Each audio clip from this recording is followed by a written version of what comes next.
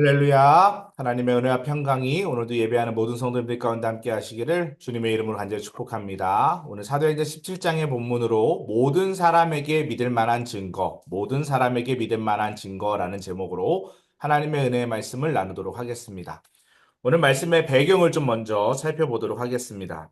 사도 바울은 전도 여행을 떠납니다. 1차, 2차, 3차, 4차 전도 여행까지 우리가 보통 이야기를 하는데 오늘 본문의 이야기는 2차 전도 여행 당시에 있었던 일입니다. 그리스의 아덴, 지금 얘기하면 아테네죠. 아테네에 도착했을 때의 이야기를 배경으로 하고 있습니다. 당시 아테네는 고대 철학, 또 예술, 종교의 중심지였습니다. 때문에 수많은 신전과 우상들이 있었고 당시에 철학자들, 특별히 스토아 학파와 에피쿠로스 학파의 사람들이 많이 있었습니다. 그리고 그 두 집단이 논쟁을 벌였던 활발한 도시였습니다. 바울은 아테네에서 많은 우상을 보고 마음에 격분했다. 이런 표현들도 사도행전 17장 16절에 나오는데 격분도 하고 또 회당에서 유대인들과 날마다 변론을 했습니다. 또 장터에서는 일반인들과도 변론하는 장면들이 나오죠. 그런 중에 아레오바고라는 곳에서 이제 논쟁을 하게 되는데 아레오바고는 고대 아테네의 최고 평예가 모이던 장소였습니다. 이곳에서는 중요한 철학, 또 종교적 담론이 활발하게 이루어졌던 공간이 바로 아레오바고입니다. 바울은 그곳에서 헬라 철학자들 앞에서 변증적으로 복음을 전하죠. 그래서 이것을 아레오바고 설교 이렇게도 표현을 합니다. 이는 성경 전체에서도 헬라 사상과 기독교 복음이 직접적으로 충돌하는 매우 중요한 장면을 배경으로 담고 있습니다. 이러한 상황에서 오늘 본문 안으로 좀 들어가 보도록 하겠습니다. 22절에 보니까 바울이 아레오바고에서 이제 연설을 시작하는 장면으로 본문이 들어가는데 바울은 이 아레오바고에 서서 아덴 사람들아 너희가 범사에 종교심이 많도다라고 이야기를 합니다. 이렇게 연설을 시작하죠. 즉 복음은 상대방의 문화를 이해하고 인정하는 것에부터 시작해야 한다라는 것을 오늘 우리는 알 수 있습니다. 자, 그럼 이것을 통해서 모든 사람에게 어떻게 믿을 만한 증거를 전할 수 있는지 본문 안으로 좀 세부적으로 들어가 보도록 하겠습니다. 첫 번째로 창조의 질서로 증거하는 장면이 나오고요. 두 번째로 죽은 자를 살려서 증거하시는 장면. 세 번째, 더듬어 찾게 하여 증거하시는 장면으로 하나님은 자신을 증거하셨습니다. 본문 안으로 좀 들어가 보도록 하겠습니다. 창조 질서로 증거하셨다. 아덴 사람들은 아까 전에 22절에서 이야기한 것처럼 종교심과 신앙심이 많아서 세상의 모든 것을 위해 제단을 만들고 제물을 바쳐 섬겼던 사람들이었습니다. 하물며 23절에 보면 알지 못하는 신에게라는 단어가 나오죠. 너희가 알지 못하고 예배하는 그것을 내가 너희에게 알게 하겠다. 즉 알지 못하는 신에게 바친 제단도 있었다라는 거예요. 알지 못하는 신을 섬기지 않아서 벌을 받을까 봐 그 신까지 섬겼던 사람들이 있었다라는 것이죠. 인간의 종교적 추구는 결국 참 하나님을 향한 갈망에서부터 비롯이 됩니다. 바울은 그들의 종교적 감수성을 하나님을 소개하는 통로로 활용하고 있습니다. 그러면서 이제 바울이 설명을 하는 거죠. 그들이 우주 만물을 창조하고 다스리는 하나님을 알지 못하는 것에 대한 답답함으로부터 이제 이 설교가 시작이 됩니다. 바울은 하나님께서 사람의 손으로 만든 전에 계시거나 무엇이 부족해서 사람의 도움을 받으실 분이 아니라고 설명합니다. 즉 바울은 창조주이신 그분은 만물의 생명과 호흡을 주시면서 하늘과 땅을 질서 있게 다스리는 분이다라고 그렇게 증거하고 있습니다. 오늘 본문 24절 25절에 보면 하나님은 창조주이시며 손으로 지은 전에 거하지 않으신다라는 것을 이야기하죠. 세상과 그 가운데 있는 만물을 지으신 분이 하나님이십니다. 사람의 손에 의해 섬김을 받지 않으시는 분이 하나님이십니다. 참 하나님은 피조물의 수준에 제한되지 않는 초월적인 존재다라는 것을 이야기하는 것입니다. 하나님은 창조주이시며 자급자족하신 분이시고 사람이 만들어낸 종교와 우상으로는 제한할 수 없는 분이다라는 것을 바울이 이야기하는 것이죠. 하나님이 아니고서는 세상의 창조와 질서를 설명할 수도 없고 이해할 수도 없습니다. 이 모든 것이 하나님을 증거하고 있기 때문이다라는 것이죠. 하나님이 우리를 만드신 목적이 무엇입니까? 오늘 본문 26절, 27절에 보면 인류의 목적은 하나님을 찾도록 지음받았다라는 것입니다. 하나님은 한 혈통으로 인류를 지으시고 각 나라의 경계와 시대를 정하셔서 사람들로 하여금 하나님을 찾게 하셨습니다. 즉, 인간 존재의 목적은 하나님을 찾고 하나님과 교제하는 데 있다라는 거예요. 하나님은 멀리 계시지 않습니다. 가까이 계시는 분이시다라는 것을 꼭 기억하시기 바랍니다. 이것이 바로 하나님이 우리를 창조하신 이유다라는 거죠. 두 번째로 죽은 자를 살려서 하나님을 증거하셨는데요. 하나님은 예수님의 죽음과 부활로 생명의 주인이 누구인지, 인생의 주권이 누구에게 있는지를 보여주셨습니다. 바울은 하나님께서 사람을 공의로 심판하신 날을 정하시고 아들이신 예수를 죽은 자 가운데서 다시 살리셔서 모든 사람에게 믿을 만한 증거를 주셨다라고 전하고 있죠. 우리에게 믿을 만한 증거가 무엇이냐? 바로 예수님의 부활이고 생명이다라는 거예요.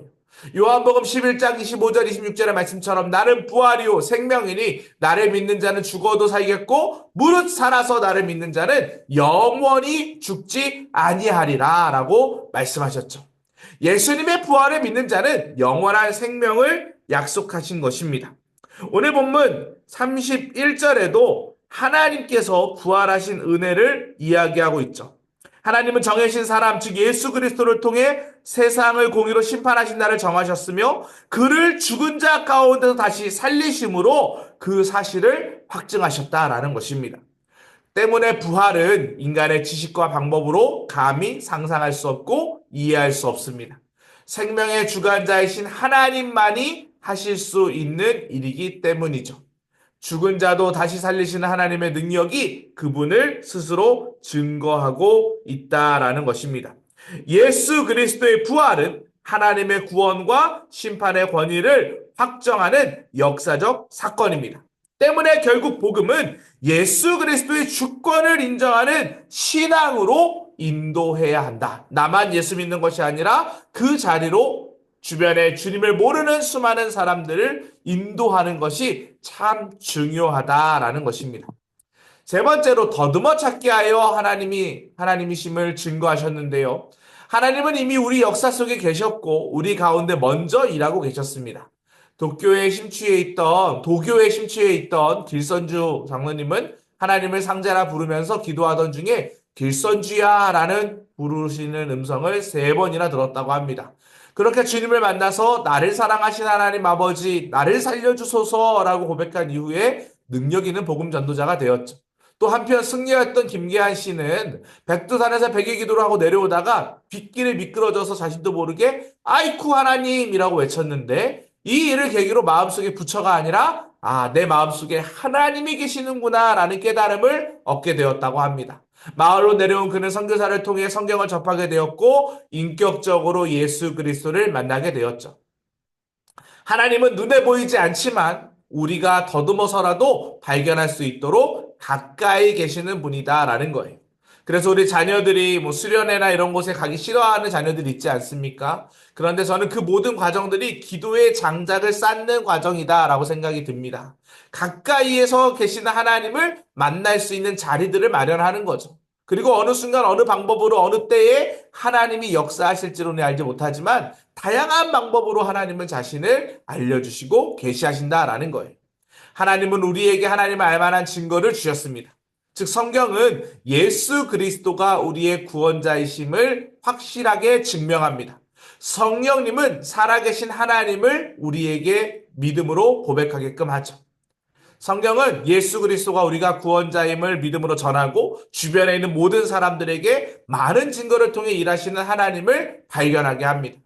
그렇기 때문에 우리는 아직도 이 사실을 모르는 자들이 있다면 그 사실을 전해야 한다라는 것이죠.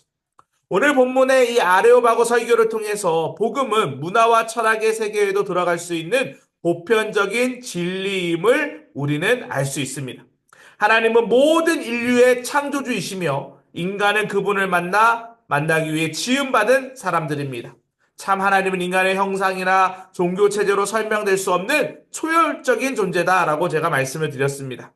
예수님의 부활 또한 마찬가지죠. 하나님의 심판과 구원의 확증을 통해 인간의 삶의 절대적인 선택을 요구하는 진리입니다.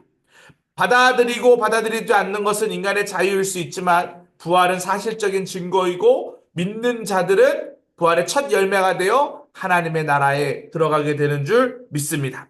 오늘 말씀처럼 우리가 하나님을 알 만한 증거를 하나님 우리에게 이미 주셨죠. 성경은 예수 그리스도가 우리의 구원자임을 전하게 하셨고 성령님은 하나님의 살아계심을 믿게 합니다.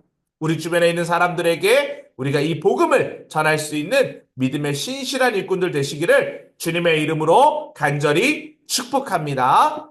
오늘 우리 함께 기도했으면 좋겠습니다. 예수님을 나의 구원자로 영접할 수 있는 믿음을 허락하여 달라고, 예수님의 육성이 내 귓가에 맴돌게 해달라고, 나의 구원자신 예수님과 평생 동행하게 해달라고, 참 하나님을 믿는 믿음을 갖게 해달라고 기도해 주시고요. 속회와 담임 목사님을 위해서도 계속 기도해 주시기 바랍니다.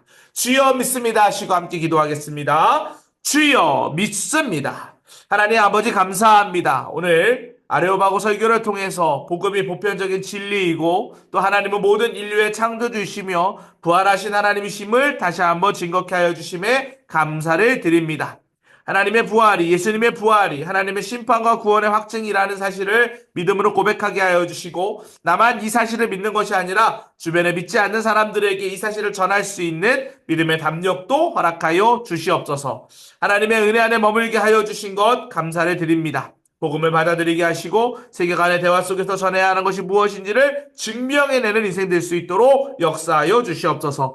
속회원들과 더 단단해지게 하여 주시고 끈끈한 믿음의 동역자들로 온전히 세워질 수 있도록 역사하여 주시옵소서.